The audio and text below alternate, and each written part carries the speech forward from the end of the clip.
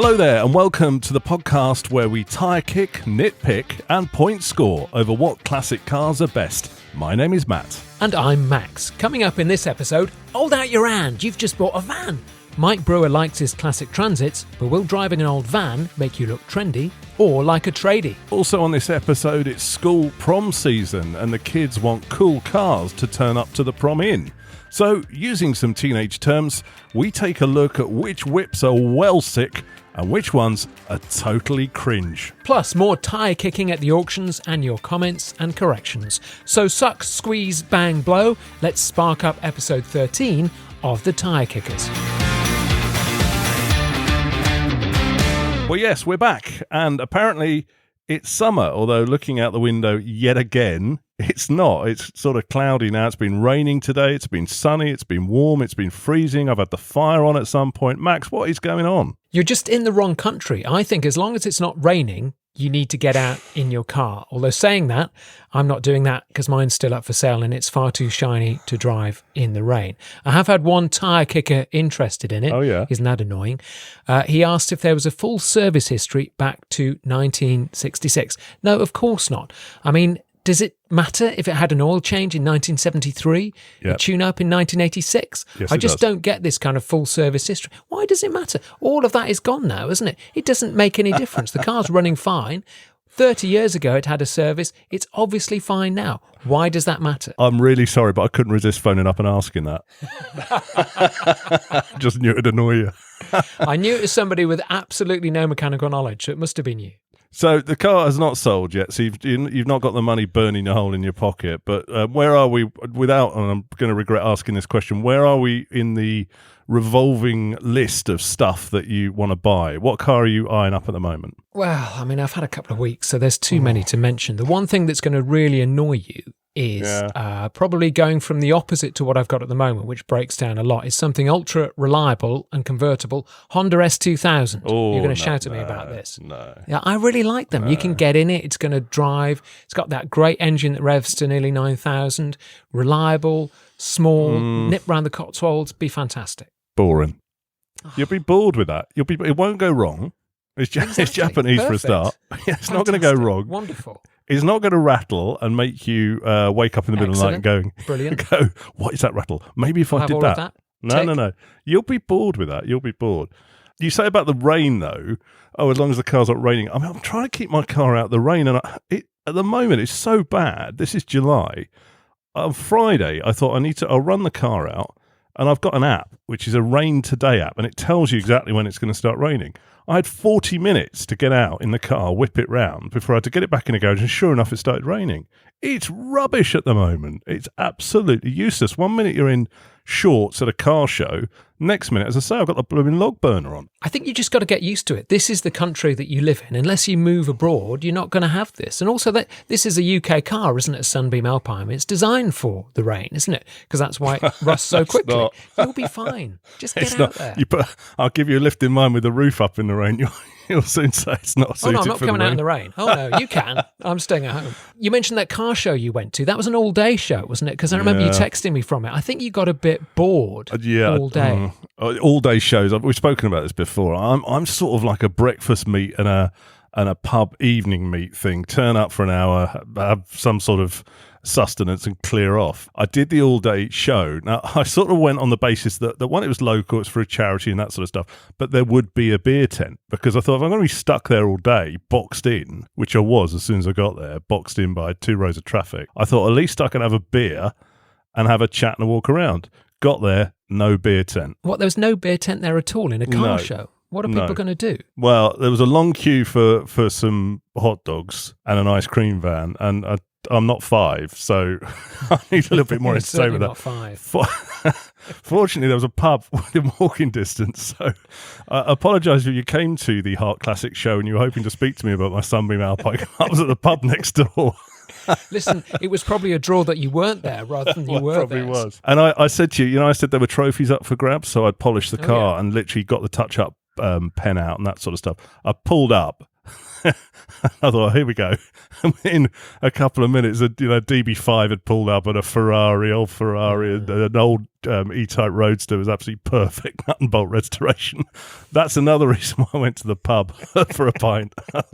Sod it, I'm not going to win. I'm not waiting for the judges. So, but this is a way of, you're trying to tell us you didn't win any trophies. I didn't win any. No silverware. I'm a bit like Spurs. No silverware in the trophy cabinet for my car, unfortunately. But I just don't think those all-dayers are for me. I think any show where I've got to put a camping chair in the boot, it's not really my bag. That's why everybody looks miserable, because they're so bored of waiting there all day. What else have you been up to? Have you been out and about? You've got no car to run around in because it's parked up at the dealers. Have you got anything else going on? No, I haven't really. I went to a show which was actually a plane show, an aviation show this week, and saw a couple of Mercedes SLs, the Pagodas, up with the Hemmels, that nice, manufacturer that just makes them, churns them out as new. And my goodness, they are beautiful. They are absolutely perfect. I went over this thing with a fine tooth comb and it was just spotless.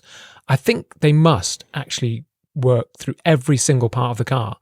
But then I looked at the price and you can see why. I mean, that is 2 or 3 times the price of a normal Pagoda. It's super expensive.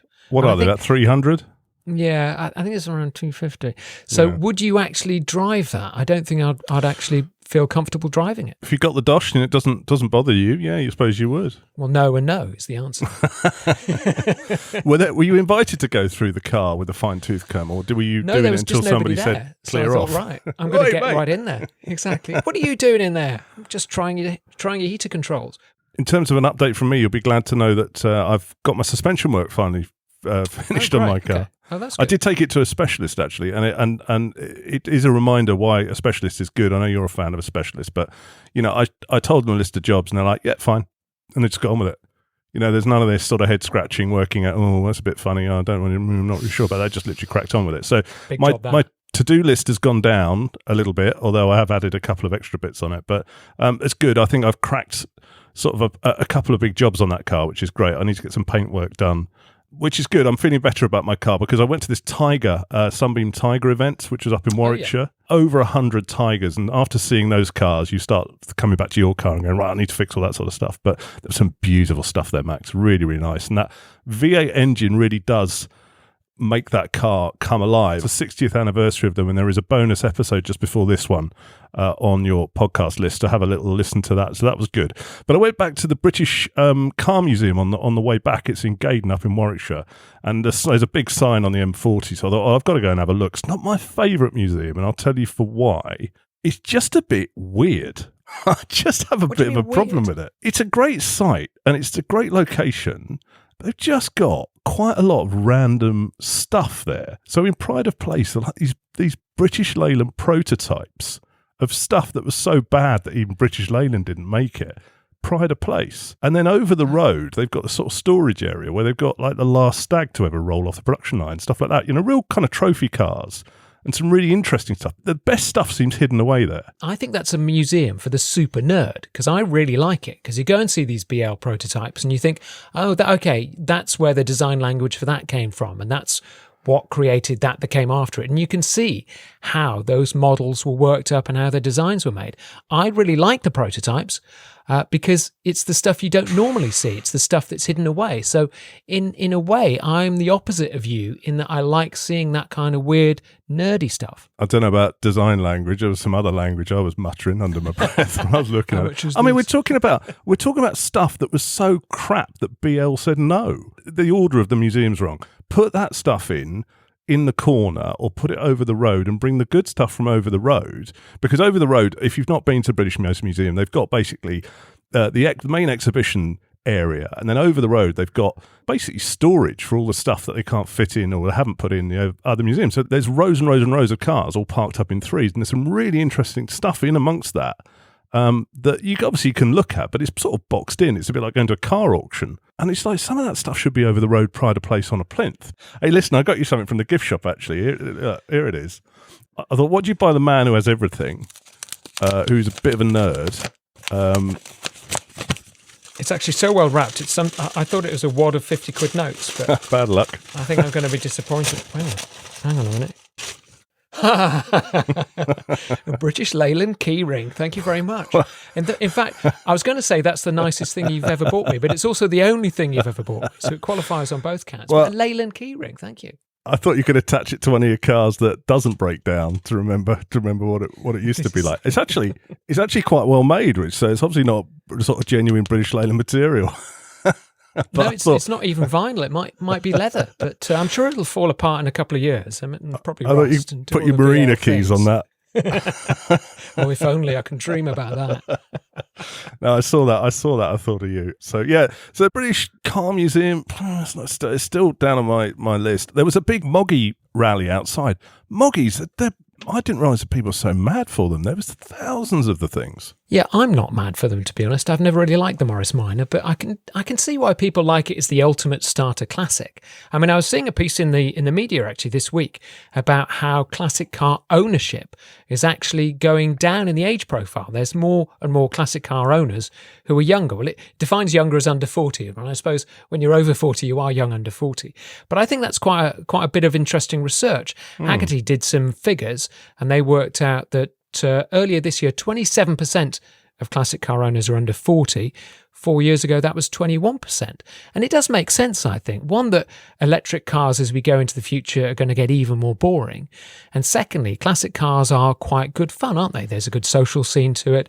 They're relatively cheap. They're cheap to insure, cheap to fix. It kind of makes sense now, I think, why people under 40 are starting to get into them. Anecdotally, I did see a younger person with a classic car yesterday. Unfortunately, they were broken down on the hard shoulder of the M25 with an MGB. Sorry, if you're listening, we were flying past in the outside lane. I did say, oh dear, we should stop. And I did think about, how do I get back there and try and help? But I didn't have any tools in the car or anything. I could just offer some useless advice, which I thought probably wasn't be very helpful. But they were on their phone at the time, probably phoning from recovery. But yeah, at least they had a hard shoulder to go on. I had to drive on the M3 again this week with no hard shoulder. Scary. It's just not good, is it? I mean, they're putting those emergency spaces in, but you always know you're not going to break down where they are. It's always going to be like... You have to get to them first, don't I know. You? And they're such a long way away. You never get that, because if a car breaks down, it breaks down in sort of 5 seconds, doesn't it? And you coast to the side. Yes, it splutters out, yeah. There's no chance of cruising on for another 3/4 of a mile at slow speed, is it? You're just going to stop.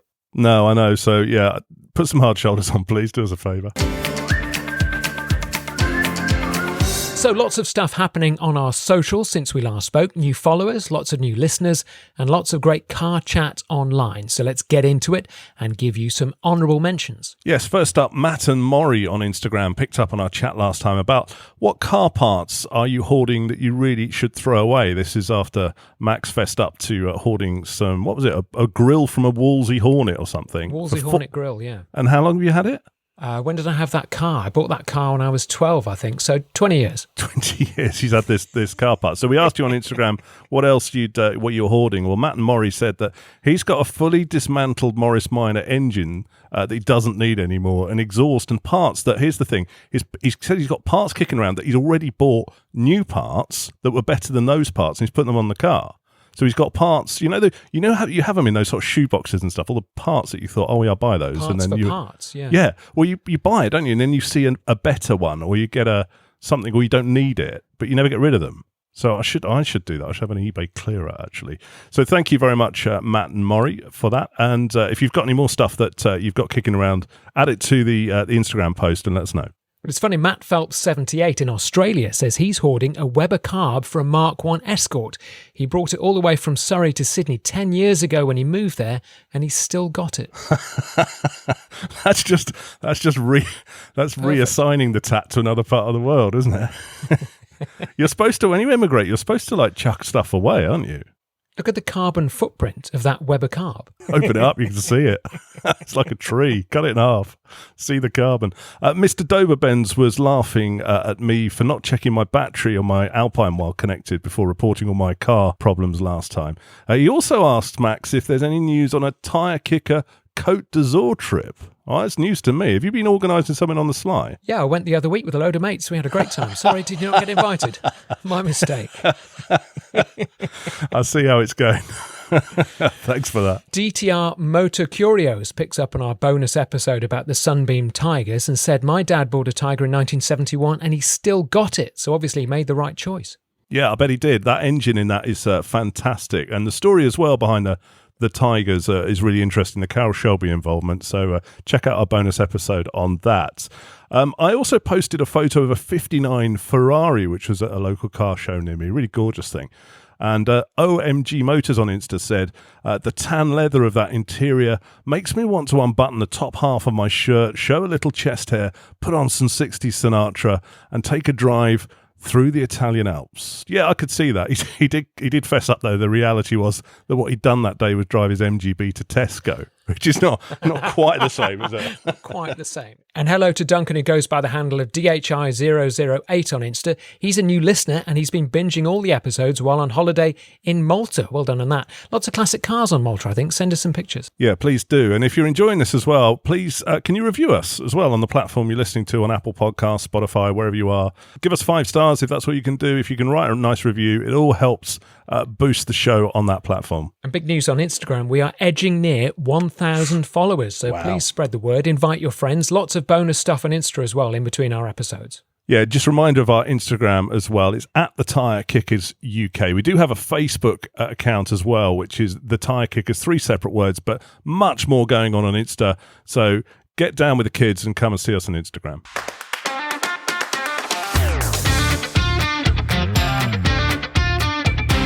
Coming up, you need to take your daughter to the slaughter of prom night. But what classic wheels do you use to chauffeur her to the prom? And what can turn into the vomit comet on the journey home? But first, classic commercials. Not commercials as in adverts, but the vans that get the country to work. We're asking, are classic commercials cool? Or do you really want to tool around in a mobile toolbox? Yes. Now, you and I have never had a proper job, so I'm always interested in working cars and vans. So these are my selections. First of all, we go for the classic Volkswagen Type 2. If you look at your screen now, this is a 67 Volkswagen Type 2, and it's a crew cab. So half of it is the pickup, half of it is the crew cab. It's got that classic Type 2 Volkswagen face. It's blue.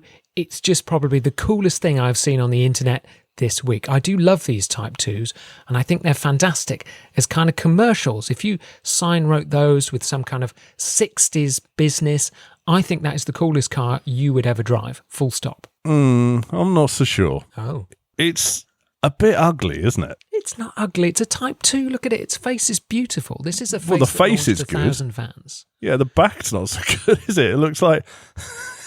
It looks like they've ordered the wrong size of canvas tent and stuck it on the back. Okay, if you take away the kind of canvas on the back, it's got the perfect roof rack, it's got those drop-down sides. I think these are uber cool commercials. And if you tooled around, and if you had a small business, for example, and you needed to advertise it, sign write one of these and everybody will see it. I think they're so cool. I would definitely have one of those. I'm surprised you don't like these, actually, because I think they're quite trendy. Well, I like the Type 2s, but I just don't think that's a very good conversion. I just think it's a bit bleh. It's a bit meh, isn't it? This isn't a conversion. This is the genuine thing, though. This is how they came out of the factory. Well, no wonder they didn't sell many of them. They sold thousands. What are you talking about? They sold thousands of them. It's the first one I've seen. Well, they didn't last very long. That's because you're not a working man. You're not unlike me. You don't work for a living.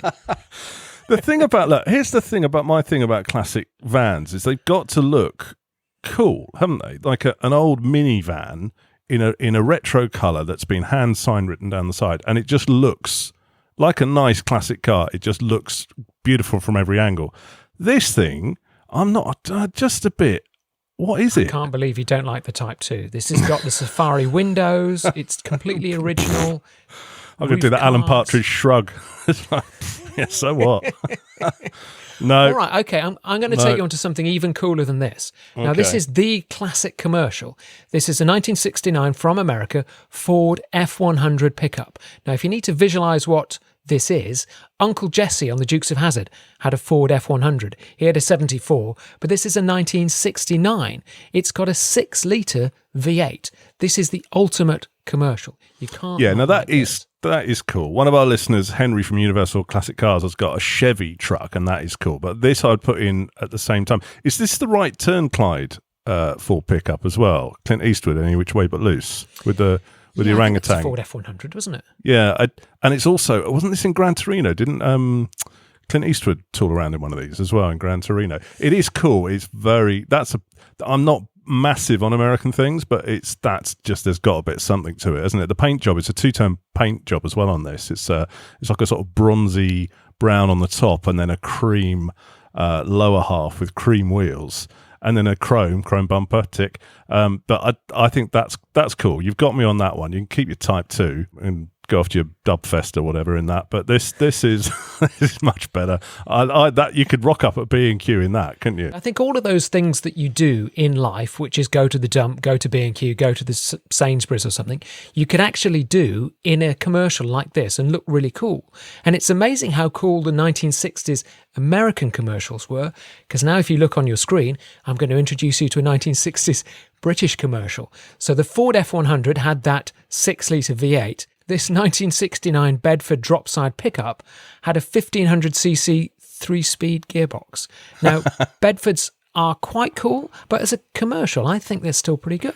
This is very familiar to me because my dad had one of these as a panel van when he was a landscape gardener back in the late 70s, early 80s. So I remember as a kid playing in this. Very basic. In fact, I saw one of these. They had one at the museum. They had them at a British Motor Museum, and it was like a flashback seeing it. Very Spartan inside. Column gear change. Did you say 3-speed or 4-speed? The sliding doors, you know that UPS vans have them now, but these were the original sort of sliding door ones that were very, very popular for deliveries and stuff because you could just hop in and out. Nobody bothered putting a seatbelt on, so you could get stuff done pretty quickly. I think your B&Q and Tesco run's going to be a bit more involved in this. I think it's certainly going to get there slower, aren't you? This has got a 4-speed transmission, which is an upgrade from the 3-speed column gear change, which must have been painful. But your 1500cc engine, it's not going to be fast, is it? No, this is going to be like wrestling an octopus getting down to B&Q, whereas the other one, the Ford one, is going to be a bit more arm out the window, looking like your redneck coming down the road. Actually, that would suit you down to the ground, Max. Redneck from Worcestershire coming down the road. Price, we should talk about the prices. That Ford pickup was 20 grand. This is 8 grand. It's not a showbiz, is it, as the American stuff? No, that F100, you would just win any competition you entered, including a torque competition with a 6-litre V8. But also, you're mentioning prices. That VW, £35,000 for a Type 2. You've got to be into the mindset of that VW to see that as beautiful, I think. It's not for me. I like a Type 2, like Type 2 camper, but that sort of thing with an ugly canvas tent on the back, forget it. I think I'm going to call us both a pair of Uncle Jesses and we're going to drive that Ford F100. Yeah, so what do you think? Is there one we've missed in terms of a classic commercial van or classic car type van that we've missed that we should be driving? Let us know on our social feeds. Instagram is probably the best to get noticed. It's at the Tyre Kickers UK.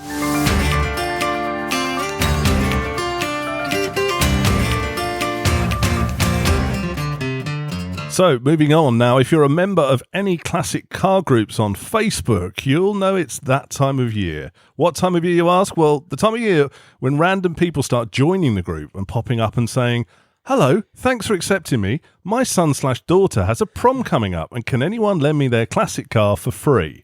No, I took my niece to her prom in a hired classic 1967 Chevy Camaro. Now, I had a great time doing burnouts around the roads of Herefordshire while she was swigging cider. So what's your pick of the perfect prom car then? Following on to the Facebook request, I think, I often send them a link. It's like, just Google it. Here you go.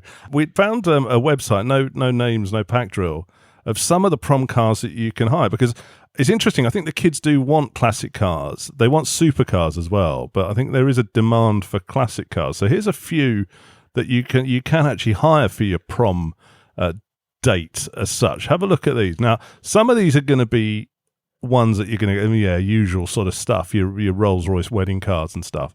But there's some random. I mean, straight off the bat, Max, Rover P6. I can't imagine teenagers going, "Wow, that is sick." This is the problem, isn't it? Because the stuff that I'd find interesting, which I'd pick for a teenager, which is the Rover P6, is it the 3500S? Is it the 2000 TC? Actually, people who were 14, 15, 16 wouldn't find that very interesting because it's an old bloke's car.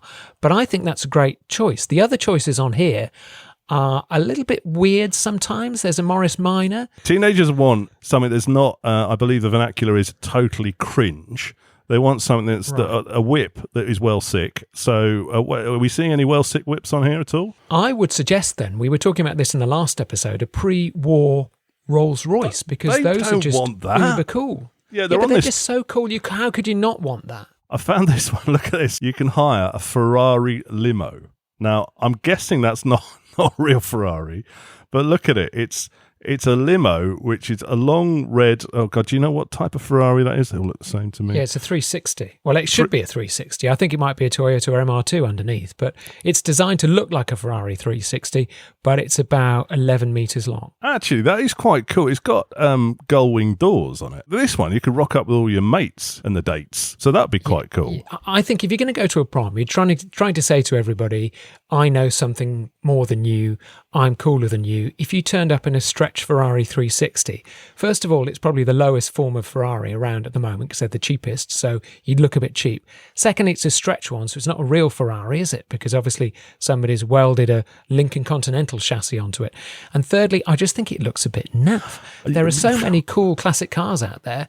Why would you pick that? Well, I agree with you, but then, I think I showed this to my 13-year-old son. He'd just go, that is sick. They're not hopping out going, well, technically, it's not a Ferrari. Or no, the mate's not going to go, I think you'll find. Well, they should do. If they're listening to this podcast, they should do. They should be ashamed of themselves. I don't think our demographic stretches that low. But there's some other stuff on it. I mean, limos, Hummer limos, are they still cool? They were cool about 20 years ago. But they're a bit... So I think they're awful. Well, they are. No, personally, I think they're awful, but they were seen as cool 20 years ago. Oh, there's a Porsche Panamera limo. Well, they've had a go at... worse. Look at that. That must be the only Porsche that I could put the seat back in. I think if you were taking your children to a prom, you need to mark them out as children from a household that understands classic cars. And you could take... They're not interested. They're not interested. Rover, for example. Rover P5. Rover. Take them in that.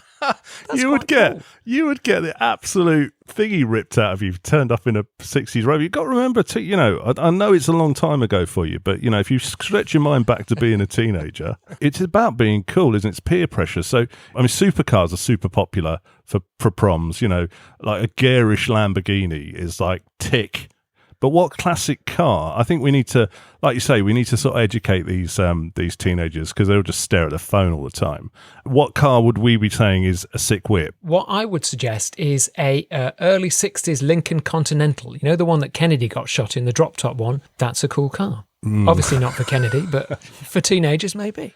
It would need to be... Well, a Ferrari 250. I think teenagers would think that was cool, even not knowing like the values or anything. Good luck with hiring that one of those. Yeah. But yeah, what else would they turn up with? I mean, I think it's different. Boys and girls would be different as well. Like a Morris Minor, for example, really cute Morris Minor for a girl would, turning up at a prom would be quite cool. Her girl friends would think that was probably all right. But boys, they do like supercars and stuff. When I did take my niece to her prom, I did hire that Camaro.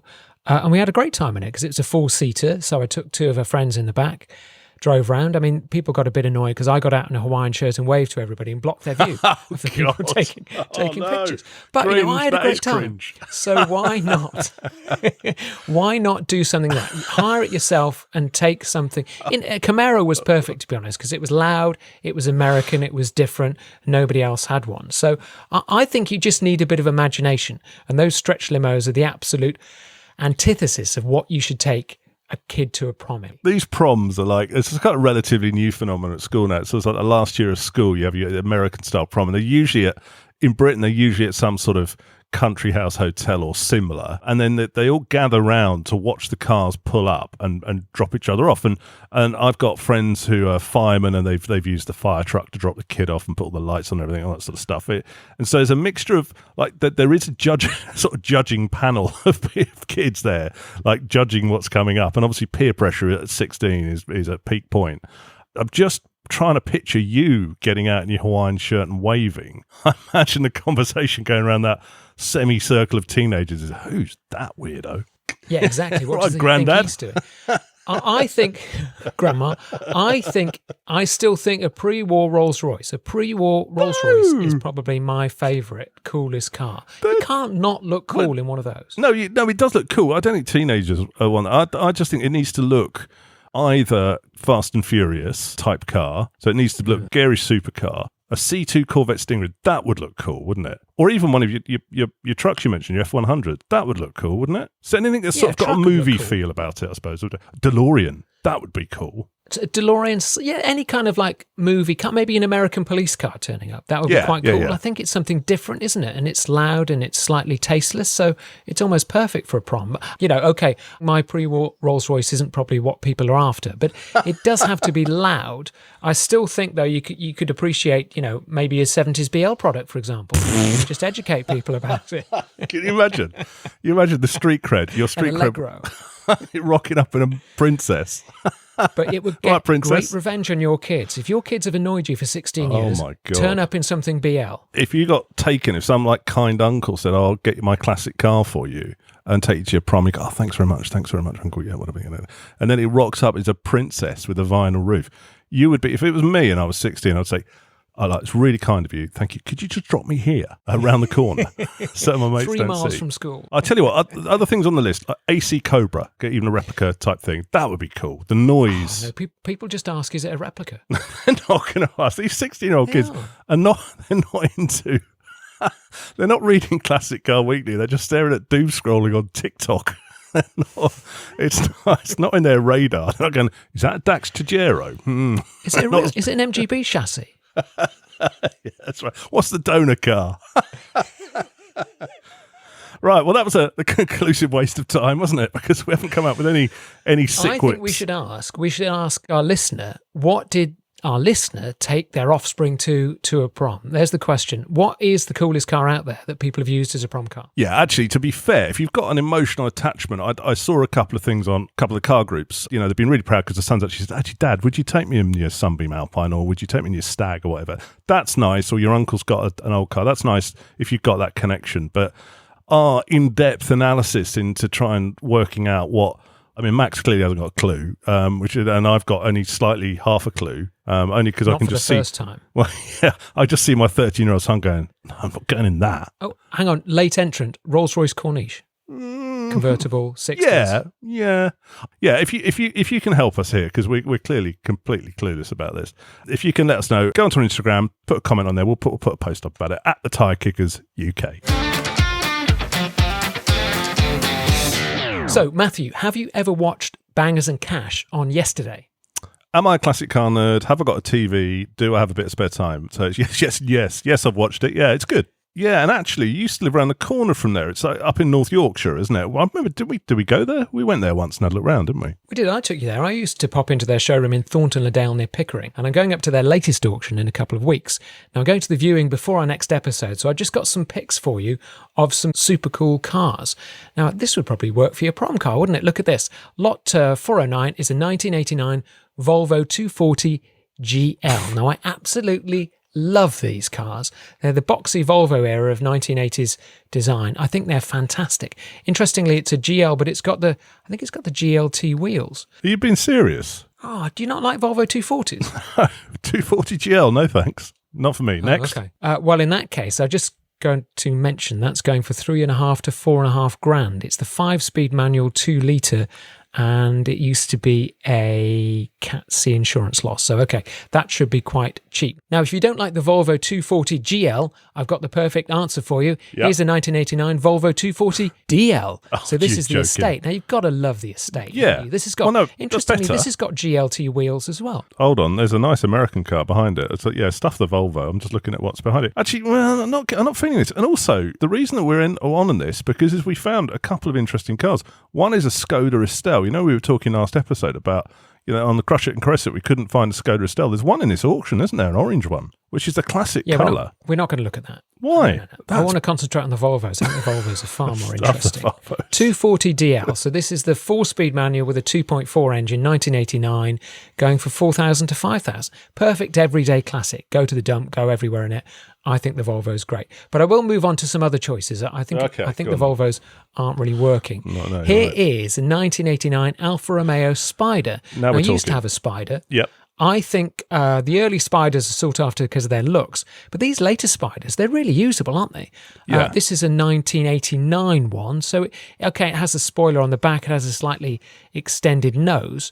And I don't like the wing mirrors on the more modern Spiders, but this is a really nice car. Yeah, 9.5 to 10.5. 1989, as you say, there was Series 3 and Series 4. Now, Series 3 is the one I had, no power steering, and then and chrome sort of / rubbery bumpers.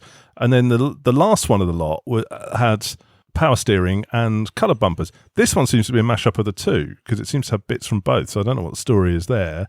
If it hasn't got the power steering, let me tell you, that's quite a heavy car if you're trying to move it about.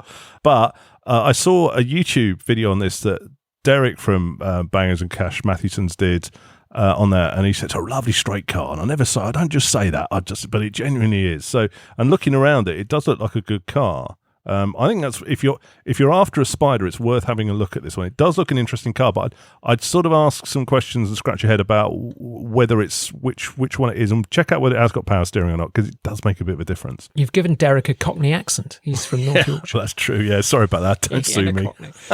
Now listen, let's have a look at this one. This for me is the star find of the auction lots. It's a 1965 Bentley S3 Continental.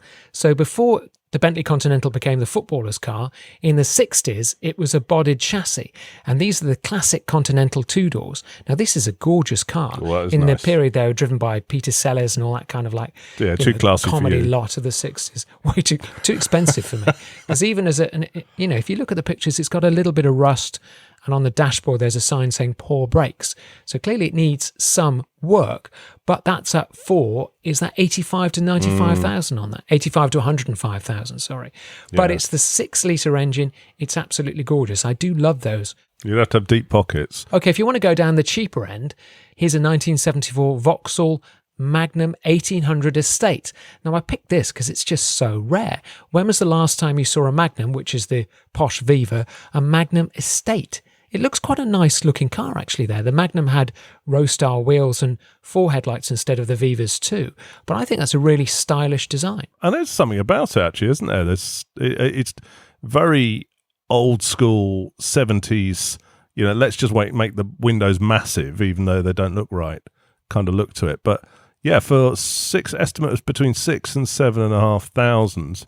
1974 Vauxhall Magnum 1800. I think it could be an interesting one if you're of that era. I think it's quite rakish. It's got so much glass in there. If you were a kid sitting in the back, you'd be roasted in the summer of 1976. You'd be stuck cooked to the seats. But what's interesting about this Vauxhall Magnum is I was doing some research on the Vauxhall Magnums, and I found this very car had been sold in March at the CCA auction for 4,800 quid. So it seems to have gone to auction very quickly, and it's up for between 6,000 and 7,500. So obviously somebody's done something to it in between to make it worth that extra bit of money. But I do think those Magnums are quite cool-looking cars. And actually, for the money, it's pretty cheap. Well, do you reckon they bought it at auction and brought it home and the other half said, what is that?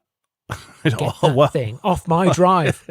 It's a Magnum. It's not a Viva. It's a Magnum. I don't care. Oh, that makes all the difference. I don't care if it's a Solero. Get rid of it. So, thank goodness, that's all for episode 13. Please get in touch if you want to talk vans or car tat, or just want to agree with me that Matt is always wrong. No, you meant Max is always wrong there. You can get social as well, even if you're not that social yourself as well. We are on Instagram, as mentioned, at the Tyre Kickers UK, and also on Facebook. Just search for the Tyre Kickers, 3 separate words. And please rate and leave us a review on your podcast service as well, please. 5 stars, nice review. It all helps. Thank you very much. Now, in the next episode, it's a return of Crush or Caress. We'll stick a Marmite motor on the conveyor belt of death. So if you've enjoyed this, then please tell 57 million of your classic car friends that we're here talking rubbish on a regular basis. So please pass us on and see you next time. Goodbye. Hold on a minute. Have we even got the right page here? Hold on, I'm looking at wedding cars. That's why I'm seeing a Rover P6. What website? I'm looking at this one that you sent me. It says zarkmorph.co.uk. Oh, I can't name them.